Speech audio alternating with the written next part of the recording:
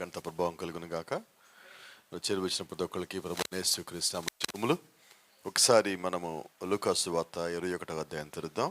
21, 28. లూకాసు వార్త 21వ అధ్యాయం 28వ వచనం.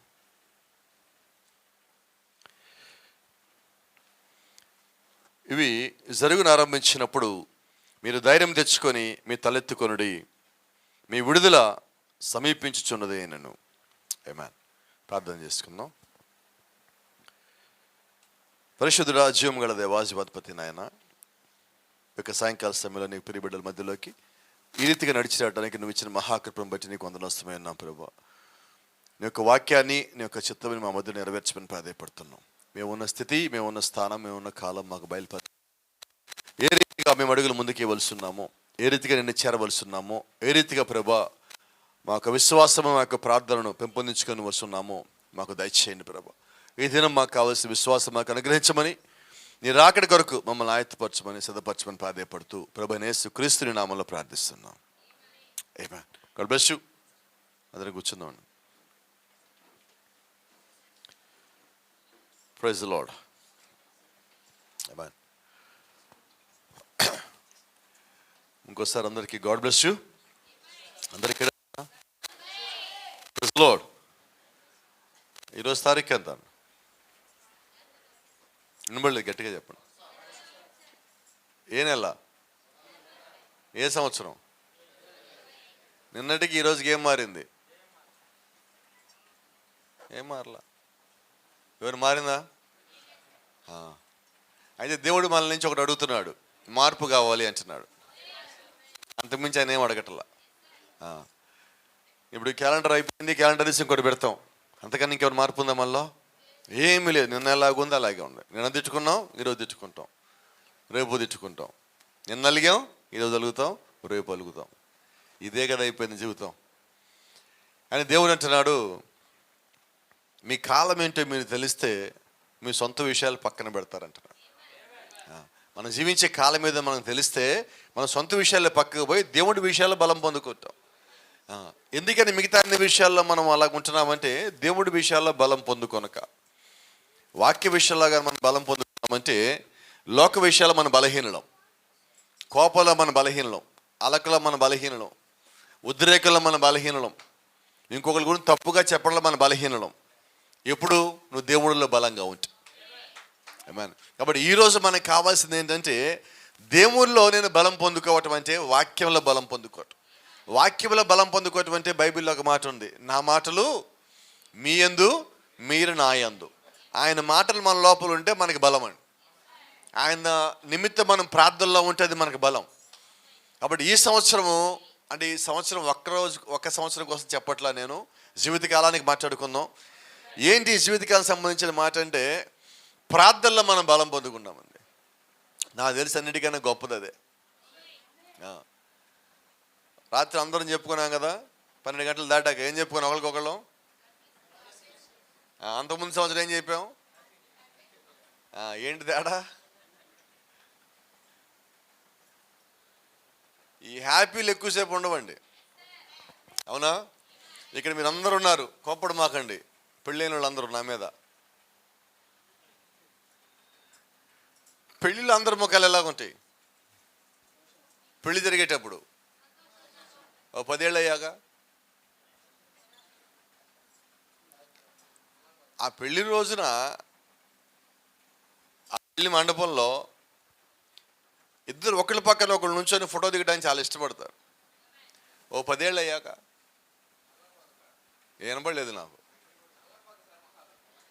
ఏందంటున్నా, ఏం జరిగింది అంటున్నా. హ్యాపీ పోయింది, అది సంగతి. అర్థమైందా? ఇప్పుడు 31st అయితే రాత్రి అందరూ happy new year, happy new year అన్నాం. 1వ తారీఖు అయ్యాక హ్యాపీ పోయింది. అయితే నేనేమన్నానంటే, నువ్వు గాడ్ బ్లెస్ యు అంటే, దేవుడిగా నన్ను దీవించారంటే హ్యాపీ పోదండి, నీతో పాటు ఉండిపోతుంది. ఎందుకంటే దేవుడు నిన్ను ఒక్క రోజుకో ఒక సంవత్సరానికో దీవించాలా, జీవితకాలానికి దీవించాడు. మాటలు అర్థమవుతున్నాయా? దేవుడు నిన్ను జీవితకాలాన్ని దీవించాడు. దేవుడు నీకు ఒక ఆశీర్వాదం ఇచ్చినా, ఒక వాగ్దానం ఇచ్చినా జీవితకాలంకి ఇస్తాడు. ఆయన ఒక రోజుకి ఇచ్చి తీసేయడు, రెండో రోజుకి ఇచ్చి తీసేయడు. ఆయన శాశ్వత కాలానికి నీకు ఇచ్చున్నాడు. ఆమేన్. కాబట్టి ఎప్పుడు మనం ఎవరిని దీవించాలనుకున్నా, ఎదుటోళ్ళు బాగుండాలి అని కోరుకుంటే మన హృదయం అంతటితో వాళ్ళకి గాడ్ బ్లెస్ యు చెప్దాం. Praise the Lord. దేవుని నామానికి మహిమ, ఘనత, ప్రభావం కలుగును గాక. అయితే అటేపడు హ్యాపీ న్యూ ఇయర్ అంటే మనం గాడ్ బ్లెస్ అంటే వాళ్ళకి ఎలాగుంటుంది?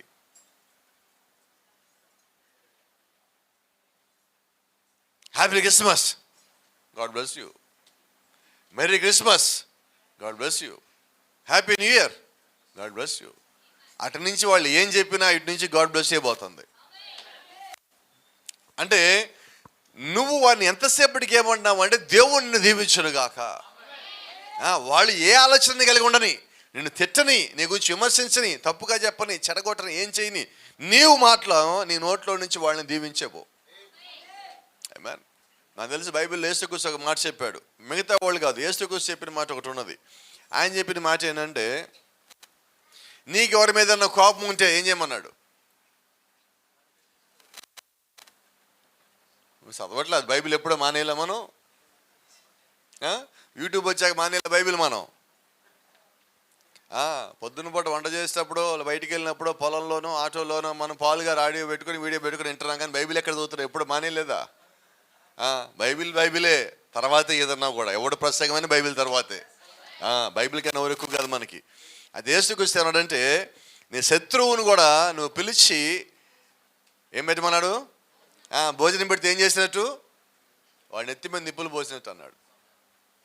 ఇప్పుడు నిన్ను విమర్శించిన వ్యక్తిని కూడా నువ్వు గాడ్ బెస్ట్ అని చెప్తే ఏం జరుగుతుంది? వాళ్ళ మీదకి లెక్క వస్తుంది, నీ మీద ఉండదు, పోతుంది. కాకపోతే నువ్వు వాళ్ళ మీదకి ఏదో దోషం రావాలని చెప్పి నువ్వు గాడ్ బెస్ట్ చెప్పొద్దు. అలా ఉంటే నీ మీదకి దోషం వస్తుంది. కాబట్టి నీ మనసు ఎలా ఉండాలి? ప్లెయిన్గా ఉండాలి, తెల్ల పేపర్ మాదిరిగా ఉండాలి. దేవుడు నీలో ఉన్నాడు అన్నట్టుగానే వాళ్ళకి చెప్పాలి. వాళ్ళు ఏమైనా చేయని వాళ్ళకి అప్పచెప్పేసి. కాబట్టి ఈ సంవత్సరం నుంచి మనం ఏం చేద్దామంటే, విమర్శించే వాళ్ళని ప్రేమిద్దామండి. ఏం సరిపోలేదు, గట్టిగా. మీ గురించి ఎవరు చెడుగా చెప్పారో, ఇబ్బందులకు పెట్టారో, సోదరులను గురి చేశారో, వాళ్ళ గురించి మనం ప్రేమిద్దాం. అవునా? దానికి మీకు చిన్న మాట చెప్తా, ఎవరి గురించో కాదు కానీ, పోయిన సంవత్సరం ఇదే జనవరి 1కి నా మీద ఇన్ని తీసుకొచ్చారు. ఏకంగా వీడియోలు, ఆడియోలు అక్కడ పెట్టి, ఇక్కడ పెట్టి, వాళ్ళని పెట్టి, వీళ్ళని పెట్టి, టీవీలు చర్చిల్లో పెట్టి ప్లే చేశారు ఏకంగా. సంవత్సరం ఆఖరికి వచ్చేప్పటికి ఏమైంది?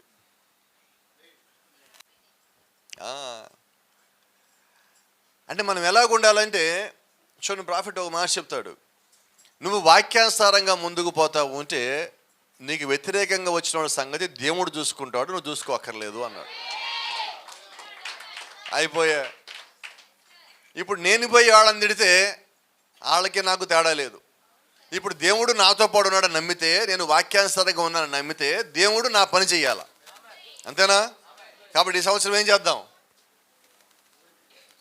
ఎవరు విమర్శ చేసినా కానీ మొదటి మాట గుర్తుపెట్టుకోండి, నేను దేవుడు కుమారుని అయితే, కుమార్తెను కుమారునిగానైతే నా గురించి దేవుడు జాగ్రత్త వహిస్తాడు.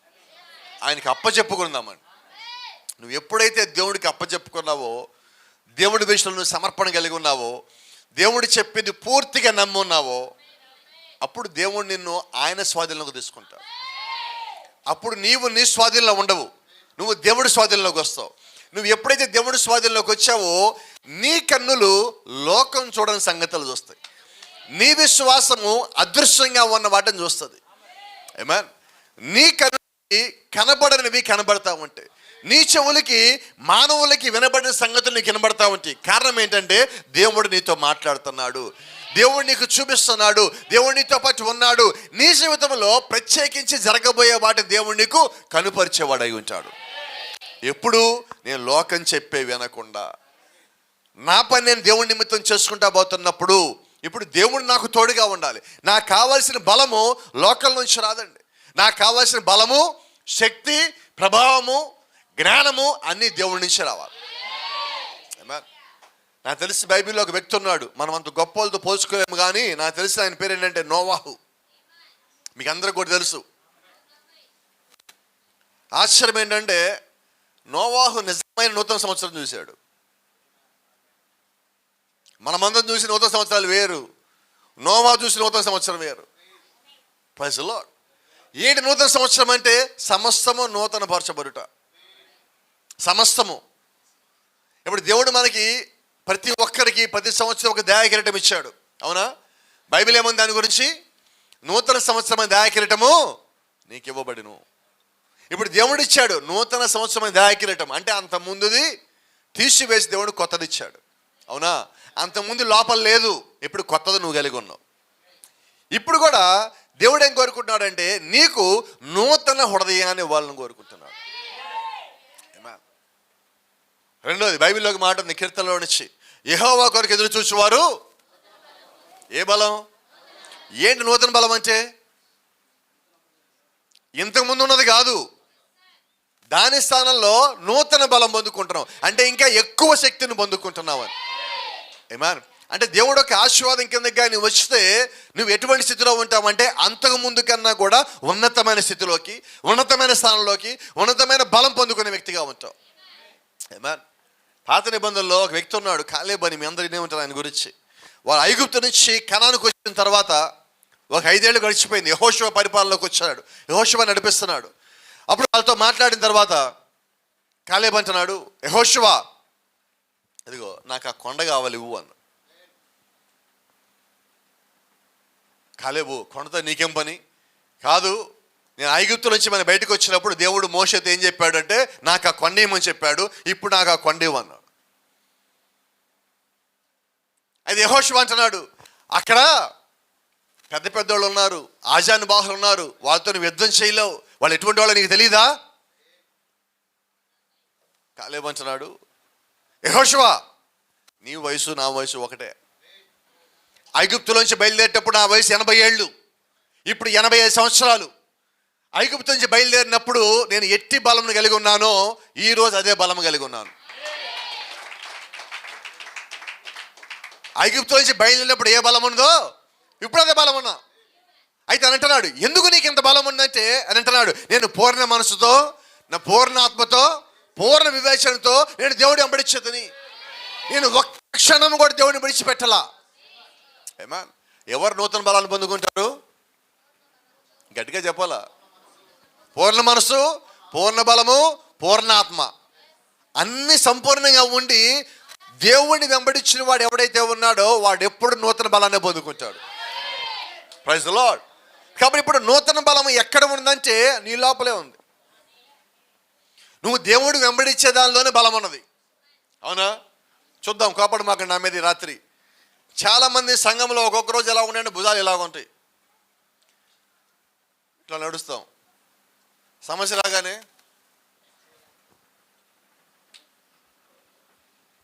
ఏదేదో అయిపోయి మెలికలు తిరుగుతారు, భుజాలు మోకాళ్ళ దాకా వెళ్తుంటాయి. సమస్య రాగానే ఎక్కడుంది పూర్ణాత్మ నీ దగ్గర? ఎక్కడుంది పూర్ణ బలం? ఎంత సమస్య మనకు వచ్చింది? చచ్చిపోయిన సమస్య వచ్చిందా? మనందరిని చంపేస్తే అంత సమస్య వచ్చిందా?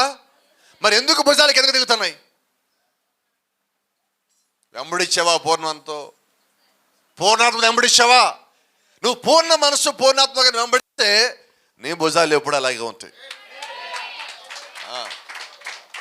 అయితే భుజాలు ఎప్పుడు ఇలా ఎవడికొట్టే చెప్పరా? మోకాళ్ళు నేల కానేవానికి, అనుదినము మోకాళ్ళు నేల కానేవాని దగ్గర. Praise the Lord. ఈ కాల ప్రవక్త అంటున్నాడు, భూమి మీద అత్యంత బలహీనుడు మోకాళ్ళ మీద ప్రార్థన చేస్తే సాతాను మోకాళ్ళు వణుకుతాయి అన్నాడు. ఏంటది? జారాల్సిన నీ భుజాలు కాదు, వంగాల్సిన నీ మోకాళ్ళు కాదు, మోకాళ్ళు నేల కానించి ప్రార్థన కానీ చేస్తే వాడి మోకాళ్ళు వణుకుతాయి.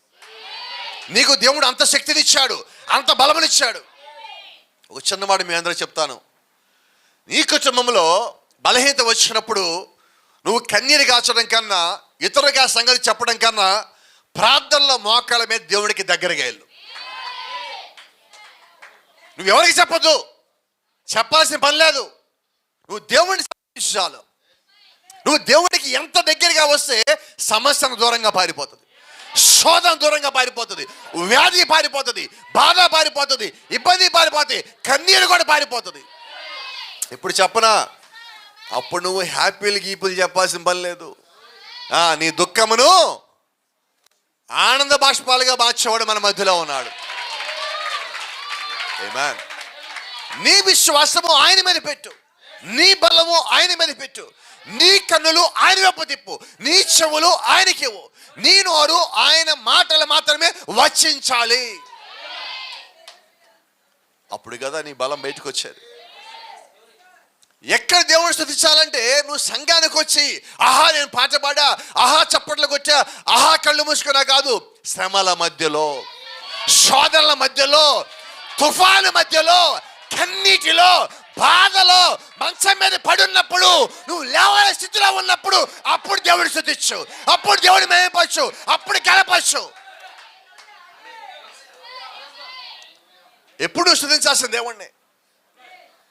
చర్చిలో కూర్చొని, టైల్స్ మీద కూర్చొని, ఫ్యాన్ కింద కూర్చొని, లేదా ఇంట్లో పరుపు వేసుకొని మంచం మీద కూర్చొని అక్కడ కాదు ఆరాధన.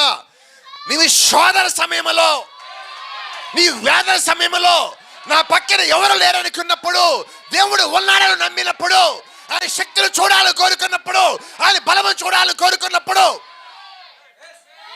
అప్పుడు నీ మోకాళ్ళగా అని అంటాడు. దావీదు అంటాడు, నా శత్రువుల మధ్యలో నేను ఆ దేవుడిని స్తుతిస్తాను. చెప్పగలవా? నా శోధనల మధ్యలో, తుఫాల మధ్యలో, ప్రవాహం మధ్యలో, వరదల మధ్యలో నన్ను తోసివేసినప్పుడు, నా మీద నిందలేసినప్పుడు, నేను పడదోయబడినప్పుడు, నేను దుమ్ములో కొట్టుకుపోతున్నప్పుడు, అప్పుడు నా దేవుణ్ణి స్తుతించేవాడిగా ఉంచా, నా దేవుణ్ణి ఘనపరిచేవాడిగా ఉంచా. ఎందుకంటే ఆయన నాకు మాట ఇచ్చాడు, నాకు ఒక మాట ఇచ్చాడు. నువ్వు ఏ స్థితిలో ఉన్నా, ఎక్కడ ఉన్నా, ఏ చీకటిలో ఉన్నా, గాఢాంధకార పొలోయల్లో ఉన్నా, నిప్పులు కూడములో ఉన్నా, నిన్ను ఎవరైనా మంటల్లో తోసేస్తున్నా, నిన్ను విడువను, నిన్ను విడువను, నిన్ను విడువను, నిన్ను విడువను, నిన్ను విడువను.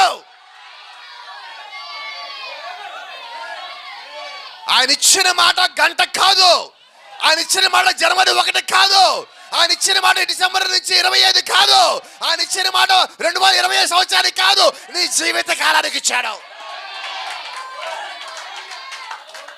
నీ జీవిత కాలానికి ఇచ్చాడు.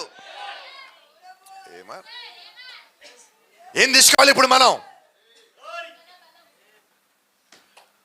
నువ్వు స్తుతించడం తెలుసా నీకు? అసలు ఎలాగే దేవుని స్తుతించాలా? బైబిల్ అంటా ఉంది, నీ హృదయం అంతటితో. ఎందుకు కాలేబు బలం తగ్గల? కాలేబు ఒక గంట స్తుతించలేదండి దేవుణ్ణి, 45 ఏళ్ళు ఒకేలాగా స్తుతించాడు. ఇంకో సంగతి తెలుసా? 20 లక్షల మంది ప్రజల్లో 2 విశ్వాసులు ఉన్నారు. యెహోషువ, కాలేబు ఇద్దరే. ఎంతమంది విశ్వాసులు? ఏదైనా తోటలో దేవుడికి ఎంతమంది విశ్వాసులు? 2. ఆ 2 కోసం దేవుడు వచ్చాడు, మాట్లాడాడు. Praise the Lord. ఇప్పుడు నేను ఎంతమందిని చూడాలి? ఐగుప్తు నుంచి వారు వచ్చినప్పుడు వారికి 20 లక్షల మంది కనిపిస్తున్నారు, కానీ దేవుడికి 2 కనిపిస్తున్నారు. ఆమేన్. ఇప్పుడు దేవుడు ఆ 2 కోసం అందరిని పోషించాడు. అయితే దేవుడు ఏం చేశాడంటే వాళ్ళందరూ పోషించాడు, కానీ బలం మాత్రం ఆ 2కి ఇచ్చాడు. దాని అర్థమేంటి తెలుసా? ఈ రాత్రి మన మధ్యలో దేవుడిని అందరూ పోషించవచ్చు, అయితే ఆయనకి కావలసాలు ఉంటే వారు మాత్రం బలం పొందుకుంటారు. ఏ బలము? యెహోవా కొరకు ఎదురు చూచువారు పక్షిరాజు వలె నూతన బలం పొందుకుంటారు. ఆమేన్. మీరు గమనించండి, దేవుడు పక్షిరాజుకి బలం ఎప్పుడు ఇచ్చాడు తెలుసా? నూతన బలాన్ని. దాని రెక్కలు బలహీనమవుతున్నాయి, ఎగరలేకపోతే, ఎగిరితే పడిపోతుంది. అది ఆగి ఒక కొండ మీదకి వెళ్ళిపోతుంది. దాని ఒంటి కూడా రెక్కలు మొత్తం పీకేసుకుంటుంది, ముక్కుతో రెక్కలు పీకేసుకుంటుంది, ఈకలు మొత్తం పీకేసుకుంటుంది. దాని శరీరం అంతా ఎలా ఉంటుందంటే ఇక చచ్చిపోవడం రెడీగా ఉంటుంది, అలా కనిపిస్తుంది. అది లాస్ట్కి ఏం చేస్తుంది తెలుసా? దాని ముక్కుని ఎరగొట్టుకుంటుంది. తినదేది, ముక్కు ఇరిగిపోయినది, పైకి ఎగరదు, రెక్కలు లేవు, ఈకలు లేవు. అది ఎంత చేశాక ఏం చేస్తుందంటే ఆకాశం చూస్తూ ఉంటుంది. ఎందుకని? దానికి ఒక సంగతి తెలుసు, ఆ పక్షిరా సృష్టించిన దేవుడు ఆకాశవాసుడై ఉన్నాడు.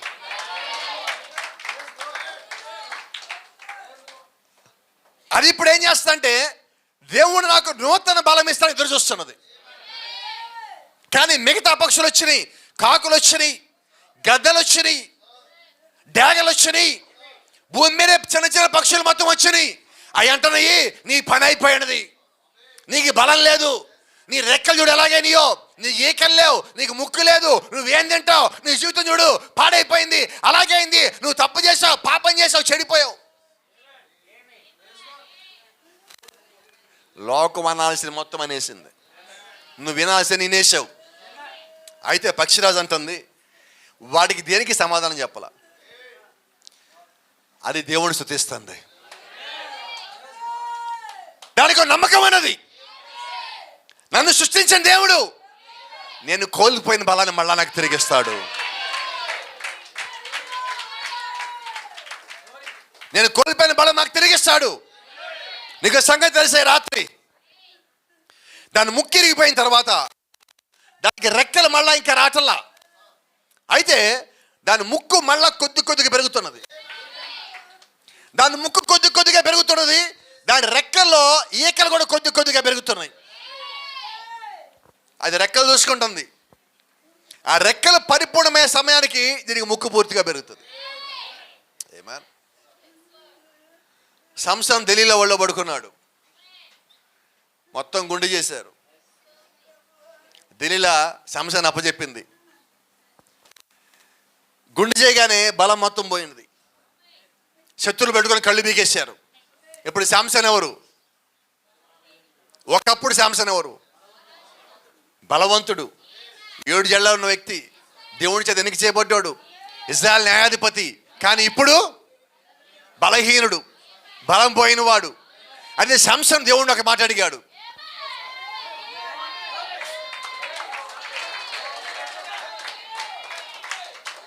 ప్రభువా కేవలం మరొక్కసారి నాకు బలం ఇస్తావా ప్రభువా? ఇప్పుడు సంసోను ఎవరు? పక్షిరాజు. నూతన బలం పొందుకోవటానికి దేవుడు చూస్తున్నాడు.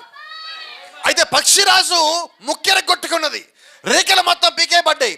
అయితే ఇక్కడ సంసోనుకి కళ్ళు పీకేయబడ్డాయి, చుట్టూ కొరికేయబడింది. అయితే కళ్ళు లేని సంసోను కూడా దేవుడేపో చూస్తా ఉన్నాడు. కళ్ళు పీకేయబడి సంసోను కూడా దేవుడేపో చూస్తా ఉన్నాడు. సంసోనుకు నమ్మకం, నేను నిజంగా దేవుడి చేత పంపించబడిన వ్యక్తిని అయితే నాకిచ్చిన శక్తి పోదు, నాకిచ్చిన బలం పోదు, నాకిచ్చిన ఆశీర్వాదం పోదు. దేవుడు నన్ను విడవడు, ఎడవాయడు. ఇప్పుడు ఆ కొండ మీద ఉన్న పక్షిరాజు ఎలాగైతే దేవుడి కొరకు ఆయన ఇచ్చే నూతన బలం కొరకు ఎదురు చూస్తా ఉన్నదో, జైల్లో బందీగా ఉండి గొలుసులతో కట్టేయబడి సంఖ్యలు లేబడే సంసోను కూడా అలాగే ఎదురు చూస్తా ఉన్నాడు. ఎందుకని ఈ సంగతి రాత్రి నీకు, ఎందుకు ఈ సంగతి రాత్రి నీకు కావాలి? ఒకవేళ లోకంలో నువ్వు కూడా బంధించబడ్డావేమో, ఆశలో బంధించబడ్డావేమో, ఆలోచనలో బంధించబడ్డావేమో, ఆరోగ్యంలో అనారోగ్య విషయంలో నువ్వు బంధించబడ్డావేమో. ఈ రాత్రి సంగతి జ్ఞాపకం చేస్తున్నా, నువ్వు పక్షిరాజు అయి ఉన్నావు, నువ్వు పక్షిరాజు అయి ఉన్నావు. సమస్యలు బంధించే శక్తిని తీసేసి ఉండొచ్చు, ఆరోగ్యం అనారోగ్యంగా ఇది బంధించేసి ఉండొచ్చు, నువ్వు లేవ స్థితిలో ఉండొచ్చు, నువ్వు స్థితిలో ఉండొచ్చు. అయితే ఈ రాత్రి నీకు సంగతి జ్ఞాపకం చేస్తున్నా, పక్షిరాజు రెక్కల్లో దాని ముక్కు విరగొట్టబడింది. అయితే దాని విశ్వాసము చెక్కు చెదరలేదు. దాని చుట్టూ డేగలు చేరని, కాకులు చేరని, అల్లచిల్లర పక్షులు మొత్తం చేరని, దాన్ని ఎగతాళి చేస్తాని. అయితే ఆశ్చర్యం చెప్పరా, దాని చెవి లోపలికి ఏం మాటలు పోటల్లా. అంటే పక్షిరాజు నీవై ఉంటే, నీ విశ్వాసం క్రీస్తుని చూస్తావంటే వాక్యం మాత్రమే నీ చెవులేనాల. Praise the Lord. అంటే దేవుడు ఏం చేశాడంటే పక్షిరాజుకి ఆ శక్తిని ఇచ్చాడు. బైబిల్ మొత్తంలో దేవుడు మనల్ని కూడా పక్షిరాజుతో ఎందుకు పోల్చాడు తెలుసా? నీకు ఆ శక్తిని ఇచ్చాడు కాబట్టి. ఆమేన్. ఇతరుల విమర్శలు నీ దగ్గరికి రావద్దు, నీ విశ్వాసం వారికన్నా పైన ఉన్నది. చూడండి, వర్షం పడగానే కాకులు మొత్తం పారిపోయినాయి, డేగలు మొత్తం పారిపోయినాయి, గద్దలు మొత్తం పారిపోయినాయి. అయితే ఆశ్చర్యం ఏంటో తెలుసా? పక్షిరాజు అలాగే నిలబడి ఉన్నది. ఎందుకంటే పక్షిరాజు తుఫాను చూస్తున్నది. దానికి చిన్న చిన్న వర్షాలు లెక్క కాదు. అది అదరదు, బెదరదు. నువ్వు విశ్వాసమేనా? ఇలా తడుగుతున్న విశ్వాసమేనా? పక్షిరాజు వంటి విశ్వాసమేనా? నీ జీవితంలో వచ్చినవి టీ కప్పుల తుఫాన్లు. టీ కప్పుల తుఫాన్లకి పక్షిరాజు భయపడుతుందా? గట్టిగా చెప్పాలా? భయపడుతుందా? భయపడను. ఎందుకని? దేవుడు నాకు బలం ఇచ్చాడు, దేవుడు నాకు శక్తిని ఇచ్చాడు, దేవుడు ఆయన వాక్యం ఇచ్చాడు, ఆయన రక్తం ఇచ్చాడు, ఆయన శక్తిని ఇచ్చాడు, ఆయన కృపను ఇచ్చాడు, ఆయన ప్రేమనిచ్చాడు, ఆయనలో ఉన్న జీవం నాకు ఇచ్చినాడు, నన్ను ఆయనలో భద్రపరిచినాడు. నేనెందుకు భయపడాలి? తుఫానుకి ఎందుకు భయపడాలి? ప్రమాదాలకు ఎందుకు భయపడాలి? ఇబ్బందులకు ఎందుకు భయపడాలి? శోధనలకు ఎందుకు భయపడాలి? దేవుడు నీకు ఆ శక్తిని ఇచ్చాడు. నీలో ఉన్న శక్తి నీకు తెలియాల. Praise the Lord. గమనించండి, దేవుడు నీతో మాట్లాడటం ప్రారంభిస్తే అందరికీ బయటకు వస్తే లోకం కనిపిస్తుంది. నీకు దేవుడు నీతో మాట్లాడాక నువ్వు లోకంలోకి వెళ్ళి నీకు వాక్యమే కనిపిస్తుంది. ఏ పక్కన చూసినా దేవుడే నీకు కనబడతాడు. విశ్వాసం కనిపిస్తుంది. దేవుడు యొక్క దూతలే కనబడతారు. దేవుడి కార్యాలు అందరికి అదృశ్యము, కానీ అవి నీకు దృశ్యమై ఉన్నాయి. అందరికీ కనబడవు, నీ కంటికి కనిపించేవై ఉన్నాయి. కారణం ఏంటంటే నిన్ను ప్రేమించిన దేవుడు, నీ కొరకు వచ్చిన దేవుడు, నీ కొరకు కార్యాలు సిద్ధం చేసిన దేవుడు అయి ఉన్నాడు. Praise the Lord. దేవుడు నామానికి మహిమ. దేవుడు నోవాహుని పిలిచాడు. నోవాహు పైకి చూడు. చూశాను ప్రభా, ఏం కనిపిస్తున్నది? నోవాహు మేఘం కనిపిస్తుందా? ప్రభా కనబడుతుంది. మేఘంలో నీళ్ళు ఉన్నాయా? ప్రభా కనబడుతుంది. పోయి వెళ్ళి వాటర్ రెడీ చేసుకోబో. అందరూ చూశారు పైకి, ఒక్కడికి మేఘం కనబట్టల్లా. నోవాహుకి ఎందుకు కనబడింది? పక్షిరాజు అయి ఉన్నాడు. ఎందుకంటే దేవుడు తన పిల్లలకు జరగబోయేది ముందు చూపిస్తాడు, తను చేయబోయేది ముందు చూపిస్తాడు. ఆయన దాసులకు, ప్రవక్తలకు కాదు, పిల్లలకు కూడా చూపిస్తాడు. ఆయన ఈరోజు మనం దేవుని పిల్లలైన మాట నిజమైతే ఆయన పిల్లలకి ఆయన ముందుగా తెలియజేసుకుంటాడు. Praise the lord. వర్షం వస్తుంది నోవాహు, ప్రజలకి వెళ్ళి చెప్పు. అయ్యా, ప్రజలు వర్షం అంటే నమ్మరేమో. నోవాహు నీ వయసు ఎంత?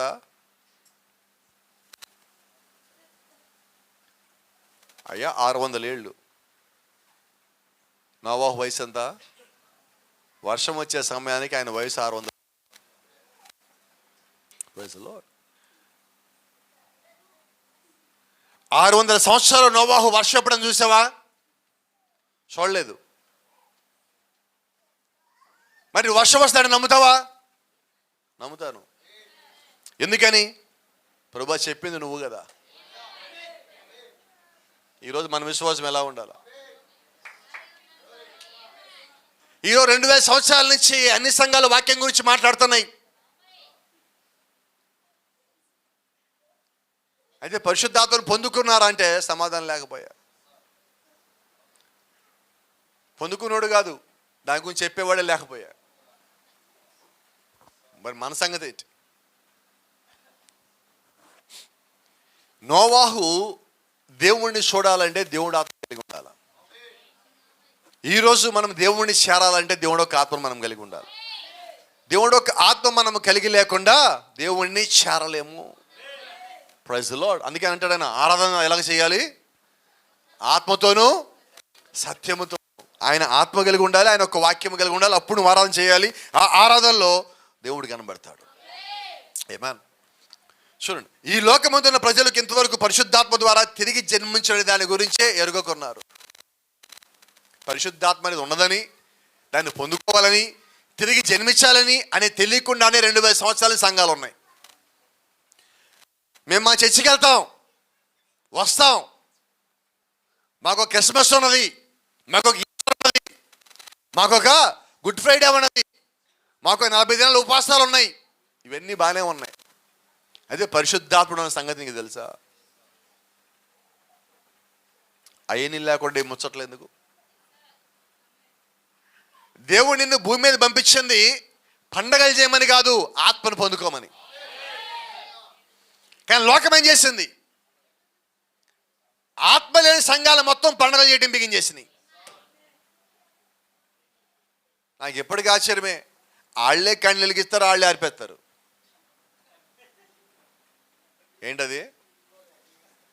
ఎవడి క్యాండిల్ ఆడే వెలిగించుకోవడం, ఆడే ఊదుకోవడం, పక్కన పెట్టుకోవడం. ఎందుకే క్యాండిల్ ఎందుకు వెలిగించావు, ఎందుకు ఆరిపోయావు? తెలిసి అర్థం అంటున్నా. క్యాండిల్ వెలిగించి ఆరపడడం అంటే నీ జీవితంలో సంవత్సరం అయిపోయిందని, ఓ సంవత్సరము ఆరిపోయిందని. చెప్పండి, సంతోషమా? నా జీవితంలో సంవత్సరం అయిపోయిందంటే సంతోషమా? ఇటుకు అర్థం కాదు, మన భాషలో మాట్లాడుకుందాం. మనం మరణానికి ఒక సంవత్సరం దగ్గర పడ్డాం. చెప్పండి, ఎంతమంది సంతోషం? మరణానికి ఒక సంవత్సరం దగ్గర పడ్డామంటే ఎంతమంది సంతోషం? అమ్మో పాస్టర్ గారు ఏంటి మాటలు, ఈరోజు ఏం తారీఖు, ఏం మాట్లాడుతున్నారు? 24 అయిపోయిందంటే అర్థం ఏంటి?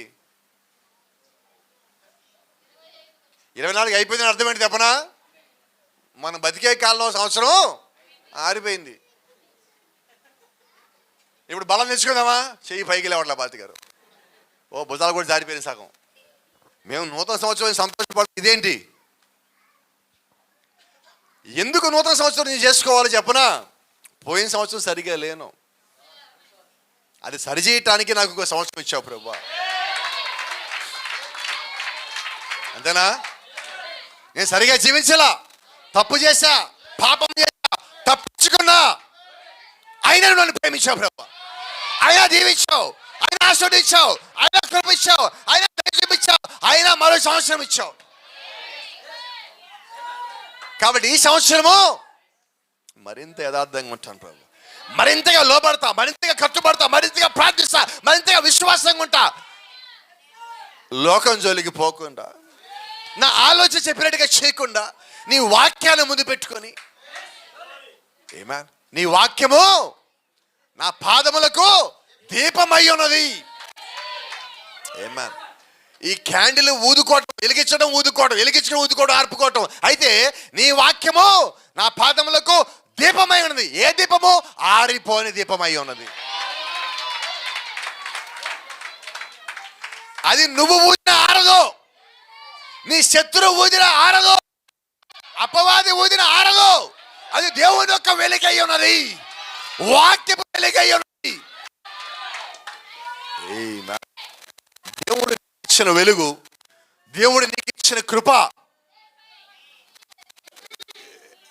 ఎవడన్నా దిగల దగ్గర నుంచి? చెప్పనా మాట? ధైర్యంగా చెప్పనా? తీసేవాడు ఇంకా పొట్ల తీసేవాడి దగ్గర నుంచే.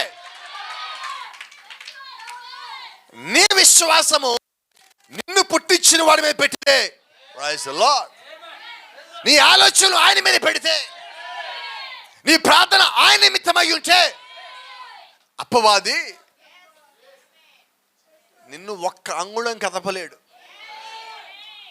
నువ్వున్న స్థితిలో ఇచ్చి స్థానంలోంచి వాడు జీవితకాలం ప్రయత్నించ కదపలేడు. కారణం ఏంటంటే నువ్వు దేవుళ్ళో నాటబడి ఉన్నావు, వాక్యములో నాటబడి ఉన్నావు, నాటబడి ఉన్నావు. Praise the Lord. అటువంటి శక్తి కృప దేవుడు మనకి ఇచ్చాడు. ఆమేన్. సర్వశక్తిమంతుడు అంటే ఏంటో ఈరోజు సంఘాలకే కాదు, సేవకులకు కూడా తెలియదు. Praise the Lord. ఎవరి గురించి?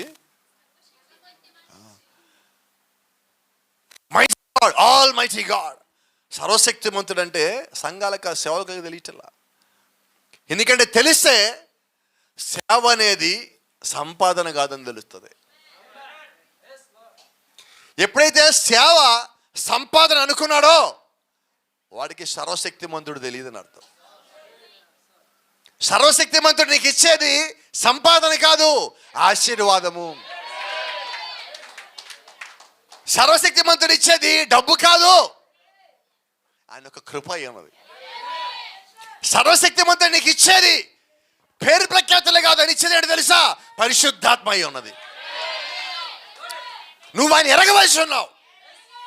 అపోస్తలుడైన పౌలు అంటున్నాడు, మొదటి అపోస్తలుల కార్యములు 19వ అధ్యాయం అంటున్నాడు ఆయన, మీరు విశ్వసించినప్పుడు పరిశుద్ధాత్మను పొందితిరా.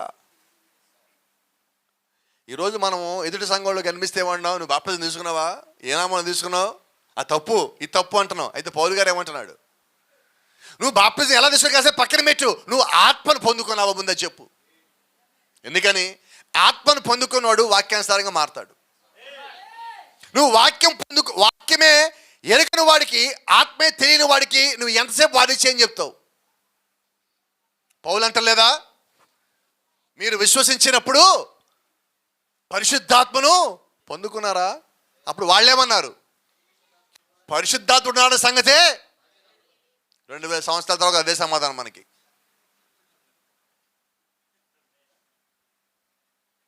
ప్రియమైన నరసింహ వారు ఏమంటున్నారు? పరిశుద్ధాత్మలు ఏమి నమ్మొద్దు, మరియమ్మని నమ్మండి చాలు. ఎన్నున్నాయి పరిశుద్ధాత్మలు? ఒకటే. ఇప్పుడు అడుగుతా చెప్పండి, తండ్రిలో పరిశుద్ధాత్మ ఉన్నదా? కుమారుల్లో పరిశుద్ధాత్మ ఉన్నదా? పరిశుద్ధాత్మలో పరిశుద్ధాత్మ ఉన్నదా? ఏం చెప్పలేదు ఎవరు? నీ దగ్గర పరిశుద్ధాత్మ ఉంటే నువ్వేమంటావంటే ముగ్గురు కాదండి ఒకటే కదా పరిశుద్ధాత్మ అంటావు. ఈ సంగతి నేను చెప్పక్కర్లా, నీలో ఉన్న ఆత్మ చెప్తాడు నీకు. ఈ దినం అదే ఆత్మ కానీ కలిగి ఉంటే దేవుడు నీకున్న సర్వ వ్యాధుల్లోంచి బయటికి రాగలడు, సర్వ బాధల్లోంచి బయటికి రాగలడు, సర్వ సమస్యల్లోంచి బయటికి రాగలడు. ఎందుకంటే ఆయన సర్వశక్తిమంతుడైన దేవుడై ఉన్నాడు. ఆయన మనం ఎరగవలస్తున్నాం. చూడండి, వీధిలో తిరిగే ఒక పాపి యొక్క ఆత్మను దేవుని కుమారునిగా, కుమార్తెగా, దేవుని యొక్క రాజ్యంలో దూతల స్థానములకు ఈ మహోన్నతమైన సర్వశక్తిమంతులకు దేవుని యొక్క శక్తి వారిని రూపాంతరపరచగలదని వారు గ్రహించలేకపోతున్నారు. ఒక పాపిని దేవుడు యొక్క రాజ్యంలోకి తీసుకెళ్లే శక్తి దేవుడు పరిశుద్ధాత్మలో పెట్టాడు. అవునా? ఇప్పుడు మనం అందరం ఎవరు? పాపులమై ఉన్నాం. అయితే దేవుడు ఆత్మ ఎందుకు ఇచ్చాడు? మనం ఈ పాపి స్థితి నుంచి, ఆయన యొక్క కుమారుడు కుమార్తె స్థితి నుంచి, ఆయన యొక్క వధువు స్థానం నుంచి ఆయన వివాహం చేసుకోబోయే స్థితికి పరిశుద్ధాత్మ మనల్ని రూపాంతరపరుస్తున్నాడు. Praise the lord. ఇందా నుంచి మీరు చూస్తున్నారు, ఎందుకు తిరుగుతుంది అక్కడ? అది ఏంటది? వచ్చింది అక్కడికి ప్రసంగంలో అది కనబడాలి. అది ఎందుకని వచ్చింది? అంతకుముందు దాని పేరేంటి? ఇప్పుడు దాని పేరేంటి? ఇప్పుడు అదేం చేయబడింది? మరి మనమెవరు? పరిశుద్ధాత్మ ఎందుకు వరకు వచ్చింది? ఎలాగా? ఇంతకుముందు దాని పేరేంటి? గొంగళి పురుగు. గొంగళి పురుగు ఎగిరిందా? ఏం చేసేది? ఇది పాకుద్దా? ఇప్పుడు ఇది నూతన బలం పొందుకున్నది, రూపాంతరపరచబడింది. అది ఇక్కడ ఉన్న మనం భూమి మీద ఉన్నప్పటికీ, మనం గొంగళ పురుగులాంటి జీవితం కలిగి ఉన్నప్పటికీ, అసహ్యమైన జీవితం మనం కలిగి ఉన్నప్పటికీ కూడా మీకు ఒక వాగ్దానం అన్నది. దేవుడు గొంగళ పురుగుల్ని సీతాకోచలకలుగా మార్చగలడు, ఆ రూపాంతరపరచగలడు. ఎలాగా? పరిశుద్ధాత్మను పంపించి, వాక్యం పంపించి, ఆయన యొక్క ఆత్మను మనకిచ్చి, ఆయన యొక్క వర్తమానం మనం పొందుకున్నప్పుడు ఒక పాపిని కూడా ఆయన మార్చగలడు. Praise the Lord. ఇప్పుడు నేను పాపిని అనుకుంటేనే, నేను అది గొంగళ పురుగును అనుకుంటేనే అది గూడుగట్టు లోపలికి పోతుంది. అవునా? ఒక పసర పురుగు గూడు కట్టుద్దా? ఒక మిడత గూడు కట్టుద్దా? ఒక మిడత చిల్లకొచ్చిలకి అవుతుందా? గాజు పురుగు అవుద్దా? అవదు. గొంగళ పురుగు సంగతి తెలిసి, నేను గొంగళ పురుగునే, కానీ నాకు ఇంకో జీవితం ఉన్నది. ఒక పాపికి ఒక నమ్మకం ఉన్నది, నాకు ఇంకొక జీవితం ఉన్నది. గొంగళ పురుగు అనుకుంటుంది, నేను ఈ జీవితం సమాధి చేసేస్తే. గొంగళ పురుగు ఒక కోరిక ఉన్నది, ఒక ఆశ ఉన్నది. ఇది చెట్టు మీద తిరుగుతూ ఉంటుంది. అదే చెట్టు మీదకి సీతాకోచలు వస్తుంటాయి. ఈ గొంగళి పురుగు దాన్ని చూసి అనుకుంటుంది, నేను కూడా దానిలోకి ఎగిరితే బాగుంటుంది కదా, నేను కూడా దానిలో ఎగిరితే బాగుంటుంది కదా. ఇక్కడున్న గొంగళి పురుగులు కూడా బైబిల్లో ఒక సీతాకోచలు ఉన్నది. ఆ సీతాకోచలకి పేరు హానోకు. హానోకు పైకి ఎగిరి వెళ్ళిపోయింది. ఏలియా అనే సీతాకోచలకి పైకి ఎగిరి వెళ్ళిపోయింది. యేసుకు సృష్టికర్త సీతాకోచలకు కూడా పైకి ఎగిరి వెళ్ళిపోయింది. ఆయన వెళ్ళిపోతే ఏం చేశారంటే, సమాధుల్లో పెట్టబడిన గొంగళి పురుగులు మొత్తాన్ని పైకి లేపి సీతాకోచలుగా చేసి ఆయన తీసుకుని పోయాడు పైకి. ఆయన ఒక్కడే పోలా. ఈ గొంగళి పురుగు అనుకుంటుంది, ఆహా నేను కూడా మారితే ఈ సీతాకోచలకి ఎంత బాగుండు. అయితే ఒకరోజు ఆ గొంగళి పురుగు సంగతి తెలిసింది. ఏంటో సంగతి అంటే, నువ్వు ఈ లోకంలో కానీ చచ్చిపోతే, ఈ జీవితం విడిచిపెట్టాలని అనుకుంటే, నువ్వు అందరికీ దూరంగా వెళ్ళిపోయి నిన్ను సృష్టించే దేవుడే పురుషుడు. ఆ పక్షిలో ఎలాగ చూస్తూ ఒంటరిగా వెళ్ళిపోయి కొండ మీదకి వెళ్ళి, అలాగే నీవు కూడా లోకం నుంచి వేరైపోయి ప్రైజ్ ది లార్డ్ ఆయనతో పాటు ఆయన చెప్పి నువ్వుగా చూసినట్లయితే దేవుని నామానికి మహిమ. నీ జీవితం మార్చబడుతుంది. నీకు ఈ జుగుప్సాకరమైన ఆకారం పోతుంది. ఆమేన్. గొంగళి పురుగు నిజంగా నన్ను సృష్టించిన దేవుడు నా కొడుకు అంత ప్రణాళిక కలిగి ఉన్నాడా? ఆమేన్. అది నమ్మినది. నోవాహు నమ్మాడు వర్షం పడుద్దని. ఆ గొంగళి పురుగు నమ్మినది నాకు ఒక జీవితం ఉన్నదని. మరి ఈ రాత్రి ఇక్కడ ఉన్న గొంగళి పురుగులు నమ్ముతున్నాయా? నాకు జీవితం ఉన్నది, నేను ఎగరాలి, పైకి ఇక్కడ ఉండాలి, రాలేదు, నాకు జీవితం కావాలి, ఎగిరే జీవితం కావాలి, దేవుని చేరే జీవితం కావాలి. Praise the Lord. అది రోజు కొద్దిగా ఒక మట్టిని పోగు చేసి ఒక మూలకి వెళ్ళి ఒక గూడు కట్టుకొని ఆ గూడు లోపలికి వెళ్ళిపోయి లోపల నుంచి ఆ గూడుని సమాధి చేసేసుకొని లోపల కూర్చుంది. అది దానికి బయట ఏం కనబట్టల్లా, చీకట్లోకి వెళ్ళిపోయినది. మిగతా పురుగులు అన్నాయి, దీని పని అయిపోయింది, దీని జీవితము అయిపోయింది. దానికి బుద్ధి ఉందా, దానికి అసలు జ్ఞానం ఉందా? దాని జీవితం అదే చంపుకుంది, అదే సమాధి చేసుకుంది. చేసే ఎంత బుద్ధి లేని పురుగు నేను చూడలేదని.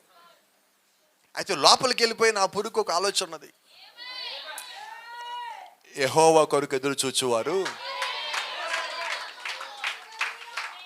నూతన బలాన్ని పొందుకుంటారు. దాని నమ్మకం ఏంటంటే, సృష్టికర్త నన్ను మోసం చేయడు, నన్ను సృష్టించాడు మోసం చేయడు. సీతాకోకచిలుక యొక్క పుట్టుకడు నాకు తెలిసింది. దీని మరణము దాని పుట్టుక ఒకటే అర్థమైనది. Praise the lord. నేను లోకంలో చనిపోవటమే క్రీస్తు తిరిగి పుట్టటమై ఉన్నది. ఈ లోక భాషలో చనిపోవటమే తిరిగి జన్మించడమై ఉన్నది. అదే నా నూతన జన్మ. ఆమేన్. ఇప్పుడు దేవుడు ఏం చేశాడు? నోవాహు నువ్వు ఓడలోకి పో. నోవాహుతో పాటు 7 గొంగళి పురుగులు పోయినాయి. Praise the Lord. వీళ్ళందరూ పోయి 8 మంది లోపల కూర్చున్నారు. ఈ గొంగళి పురుగు పోయి లోపల కూర్చున్నది. మీరు గమనిస్తే ఈ గొంగళి పురుగు కొద్ది కాలం ఏమీ చూడాల. ఆ 8 మంది వాళ్ళకి వెళ్ళాడు, బయట ఏమీ చూడాల. వాళ్ళు ఎవరు నమ్మారు? దేవుడిని నమ్మారు. వర్షం వస్తానకు దాన్ని నమ్మారు. దేవుడి కట్టమన్న వాడని నమ్మారు. ఆ మాటలు చెప్పి నోవాహుని నమ్మారు. అందరూ లోపలికి వెళ్ళారు. Praise the lord. 7 రోజులు వర్షాలు లేవు. గొంగళి పురుగు లోపలికి వెళ్ళగా సీతాకోచలకి పొద్దునకల్లా అయిపోలా. అలాగే నువ్వు సంఘానికి రాగానే పాపి పరిశుద్ధాత్ముడు అయిపోవు, పరిశుద్ధుడు అయిపోవు. దానికి ఒక కాలం పడుతుంది, సమయం పడుతుంది. ఆ పక్షిరాజు దాని రెక్కలు ఏకలు పీకేసుకొని ముక్కెర కట్టుకొని ఎమ్మటి పొద్దునకల్లా వచ్చేలా. శాంసన్ని గుండు చేసిన తర్వాత పొద్దునకల్లా ఎమ్మటి పెరిగిపోలా. టైం పట్టింది, సమయం పట్టింది. అది నువ్వు అనుకునే సమయం కాదు, దేవుడు అనుకున్న సమయం. అలాగే నీ జీవితంలో కూడా దేవుడు అనుకున్న సమయానికి నువ్వు పొందుకోవాల్సిన శక్తిని పొందుకుంటావు, పొందుకోవాల్సిన బలం పొందుకుంటావు, పొందుకోవాల్సిన మార్పును పొందుకుంటావు, పొందుకోవాల్సిన జీవితాన్ని పొందుకుంటావు. పరిపూర్ణంగా మార్చబడతావు. నీ హృదయం మార్చబడుతుంది, జీవితం మార్చబడుతుంది, సాక్ష్యం మార్చబడుతుంది. గొంగళి పురుగు లోపలే ఉన్నది. 8 మంది వాళ్ళ లోపలే ఉన్నారు. సంవత్సరం పైన 13 నెలలు ఉన్నారు ఇంచుమించుగా ఓడల వాళ్ళు. నేల కనబట్టల్లా. వర్తమానం చెప్తుంది ఒక మాట, వాడు ఓడలోకి వెళ్ళాక 8వ దినమున వర్షం బిగినైంది. 40 రోజులు పడింది వర్షం. వర్షం పెరిగిపోయాక భూమి మీద అందరు పరిగెత్తుకుంటూ వచ్చి పెద్ద కొండలుగా ఉన్నది నోవా కట్టిన ఓడ దగ్గర. అందరూ వచ్చి, నోవాహు తలుపుతీ, నోవాహు మాకు భయం వేస్తుంది, నువ్వు చెప్పేది నిజం, నువ్వు ప్రవక్తవి, నమ్ముతున్నావు. ఇవన్నీ జరగనారంభించినప్పుడు మీరు ధైర్యం తెచ్చుకొని మీ తలెత్తుకొని మీ విడుదల సమీపించి ఉన్నది. ఈరోజు లోకం మొత్తం అలాగే ఉన్నది. బైబిల్ చెప్తుంది, క్రీస్తు రాకడ కన్నా ముందు వరదలు వస్తాయి, శ్రమలు, శోధనలు, ఇబ్బందులు, ఒత్తిడి, రాజ్యం మీదకి రాజ్యం లేవటము, కరువులు, భూకంపాలు, ఇవన్నీ వస్తున్నాయి. ఇవన్నీ వచ్చినాయి అంటే అర్థమైంది తెలుసా? మీ తలలు పైకెత్తుకొనుడి, మీ విమోచన దగ్గర పడి ఉన్నది, సమీపించి ఉన్నది.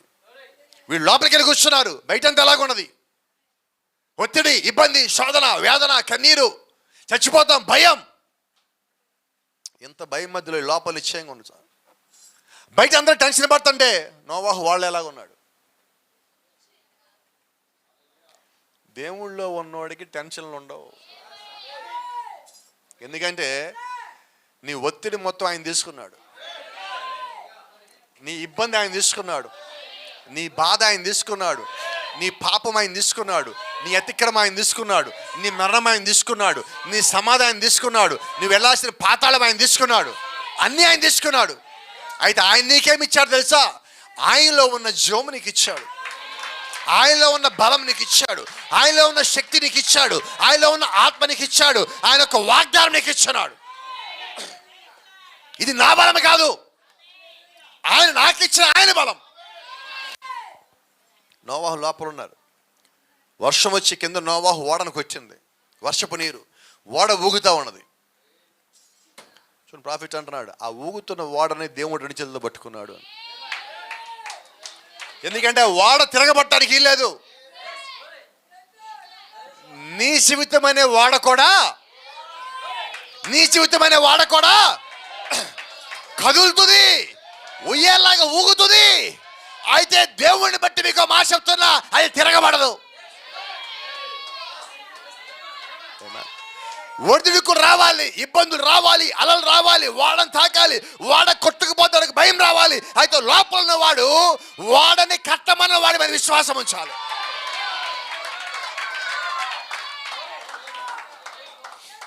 చూడండి, నోవాహు ఓడ కొట్టినప్పుడు ఎగతాళే ఉన్నది, ఒత్తిడి లేదు. ఓడలోకి వచ్చాక ఎగతాళే ఉంది, ఒత్తిడి లేదు. ఇప్పుడు ఓడ లోపలికి వచ్చాక ఎగతాళి లేదు, ఒత్తిడి ఉన్నది, ఓడ ఊగుతున్నది. దాని అర్థమేంటి తెలుసా? విమోచన దగ్గరకు వచ్చింది. అయితే అప్పటికే మొట్టమొదటి చురుకు పట్టడానికైనా ముందే ఈ లోపలికి వచ్చి కూర్చున్నారు. Praise the Lord. అంటే దేవుడు ఏం చేశాడు? తన సంఘమును తీసుకెళ్లి ముందే లోపల పెట్టుకున్నాడు. ఆమేన్.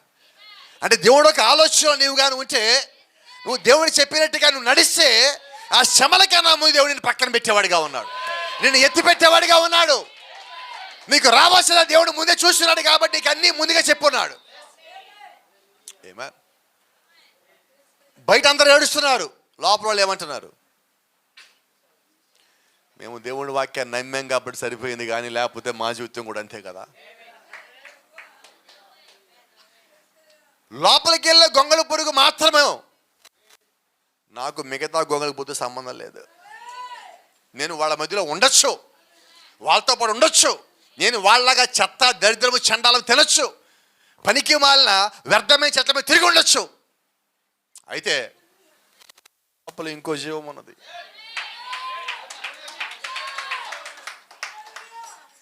ఇప్పటిదాకా నేను వారితో పాటు ఉన్నా, నా లోపల ఇంకో జీవం నాకు అర్థమైనది కాబట్టి నేను వారి నుంచి నువ్వు ఏర్పరచుకున్నా.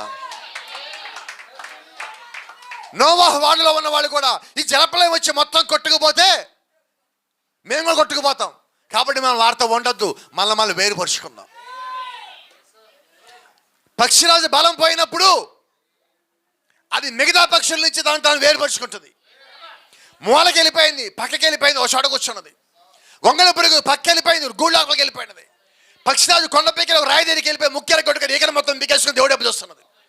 గొంగళ పురుగు లోపలికి వెళ్ళిపోయి ప్రభువా నువ్వే నాకు దిక్కు, నువ్వు నన్ను మార్చున్నా నమ్మకం అని అంటున్నది. ఓడ లోపల ఉన్న 8 మంది మమ్మల్ని కాపాడేవాడు కొనకడు ఎవరో పోడు. చెప్పని రాత్రి ఒక మాట,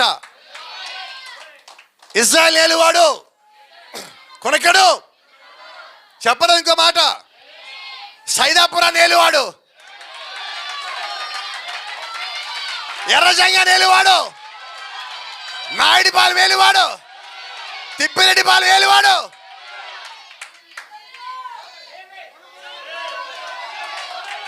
శివగిరి, నీ ప్లేస్ ఏదైనా కానీ నిన్ను ఏలువాడు కొనకడు, నిద్రపాడు.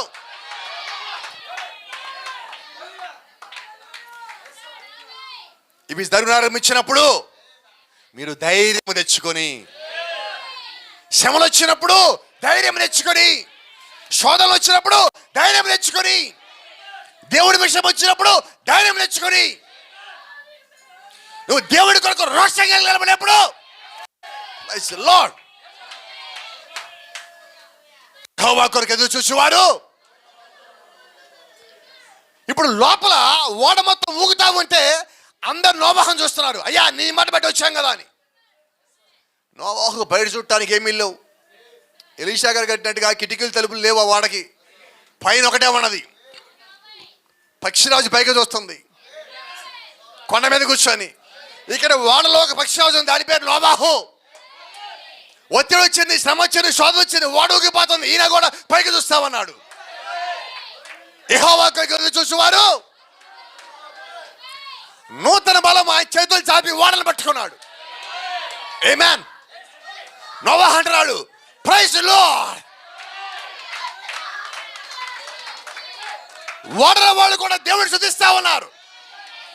ఆ కొండ మీద ఉన్న పక్షిరాజు తన ఈకలు కొద్దిగా పెరుగుతా ఉన్నాయి, ముక్కు కొద్దిగా పెరుగుతా ఉన్నది.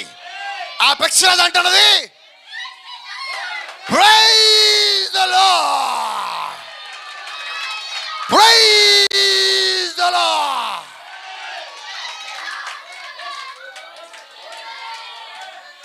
గొంగళ పురుగు గూడు మొత్తం మూసుకుపోయి ఉన్నది. ఆ గూడులో ఒక చిన్న భాగం కొద్ది కదులుతా ఉన్నది.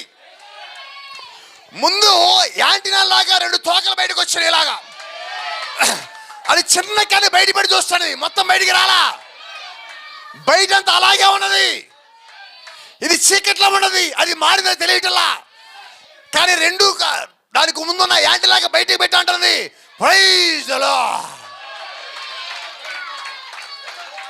అదంటుంది నేను చనిపోలేదైతే, ఇన్ని రోజులు సమాధిలో ఉన్నా చనిపోలేదైతే,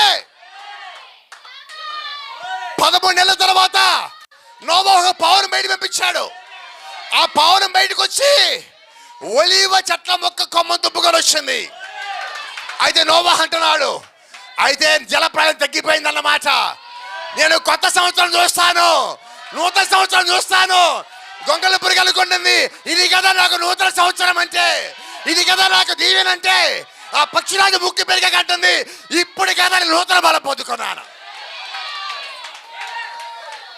ఇది కదా నూతన బలం నాకు, ఇది కదా నూతన శక్తి నాకు.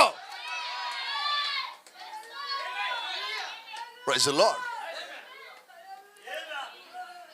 ఆ గూడిని పగలగొట్టుకొని సీతాకోచలకు బయటకు వచ్చింది. అది ఎగరటల్లా నెర్రెక్కిలా చాపింది. ఇప్పుడు దాకా చిన్న కాళ్ళు, పొట్టి కాళ్ళు, దాని ఆకారం సరిగ్గా ఉండేది కాదు. ఇది రెక్కలు చాపినప్పుడు అది రంగురంగులుగా కనిపిస్తున్నది. నల్లని జీవితము, పసరం తినే జీవితము, చెడిపోయే జీవితము. మీకు సంగతి తెలుసా? ఆ గొంగళ పురుగుగా ఉన్నప్పుడు ఆకులు పసర తినేది, ఇప్పుడు సీతాకోచలకైనది. దాని ఆహారం మారింది. ఇప్పుడు అది ఆకులు తినదు, పసరు తినదు, చెత్తలోకి పోదు, దేవుడు సృష్టించిన పువ్వుల దగ్గరికి పోతానది. దేవుడు సృష్టించిన సహజమైన తేనెది కావాలి అంటే దానికి మన్నా కావాలి. ఒక రెక్క బయటికి చాపినది, రెండు రెక్క బయటికి చాపినది, అది ఆనందంతో గంతులేస్తున్నది. ఏంటి నా జీవితం ఇలాగైపోయింది? ఎటువంటి జీవితము? అసహించుకునే జీవితము. గూడు పైన ఎక్కడ ఉన్నది, కిందకు చూసింది, అమ్మో ఎంత పైన కింద పడతానేమో, కానీ ఒక పక్కన రెక్కలు ఉన్నాయి కదా, పడనేమో. పక్షిరాజుకి ఇక్కడ రెక్కలు పెరిగినాయి, ఈకలు పెరిగినాయి, ముక్కు పెరిగినది. అయితే దాని లోపల ఆహారం లేదు చాలా రోజుల నుంచి. ఇప్పుడు పైకి ఎగరాలి, సీతాకోచలకి పైకి ఎగరాలి, నోవాహు వాళ్ళు వచ్చి బయటికి రావాలి. నువ్వు పైకి ఎగరాలి, నువ్వు పైకి ఎగరాలి, నువ్వు పైకి ఎగరాలి. ఎందుకంటే ఇప్పుడు మనమున్న కాలము ఎగురుచున్న పక్షిరాజు కాలము. ఇది నేల మీద పాకే కాలము కాదు, ఎగురుచున్న పక్షిరాజు కాలం అయి ఉన్నది. ఈ కాలం దేవుడిని పెట్టున్నాడు. ఎందుకంటే ఎగిరే జాతి దేవుడిని పెట్టున్నాడు. నీ జాతిని మార్చాడు, నీ లక్షణం మార్చాడు, నీ నిర్మాణం మార్చాడు, నీ కొత్త జీవితం ఇచ్చాడు. నూతన జన్మ, నూతన జీవితము, నూతన బలము, నూతన శక్తి.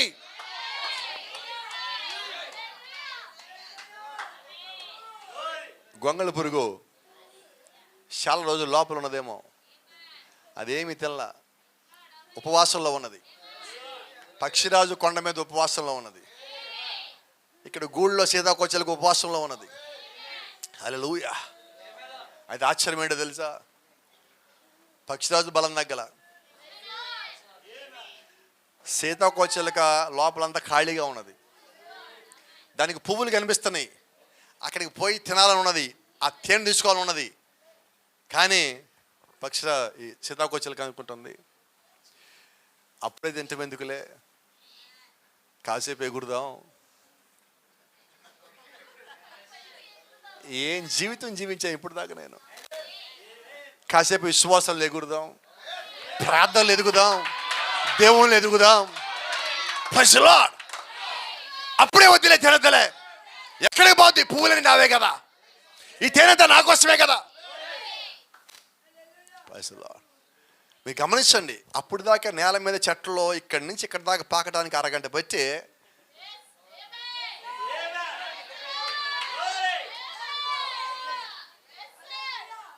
ఆ గొంగళి పురుగు ఆ జీవితం చూసుకొని చా ఇదా జీవితం, నాకు అది వద్దు. ఇంకా ఎందుకొద్దు? నేను మార్చబడ్డా. ఎందుకొద్దు? ఇది నా నూతన జన్మ, అందుకే నా పాత జీవితం నాకొద్దు. నువ్వు మార్చబడ్డావా? దేవుడు నీతో మాట్లాడా? నీ సంవత్సరం కాదు మారాల్సింది, నీ హృదయం మార్చబడాలా, నీ జీవితం మార్చబడాలా. గొంగళి పురుగు సాక్ష్యం మారింది, పక్షిరాజు సాక్ష్యం మారింది, నోవా సాక్ష్యం మారింది. మారాల్సింది ఈ రాత్రి నీ సాక్ష్యమే.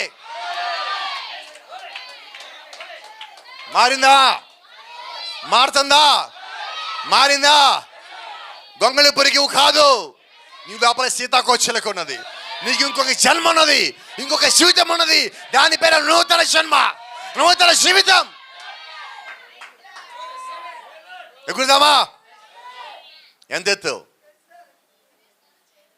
ఎగురుదాం? క్రీస్తుని చేరేంత వరకు, ఆయన చూసేంత వరకు, ఆయన కలిసేంత వరకు.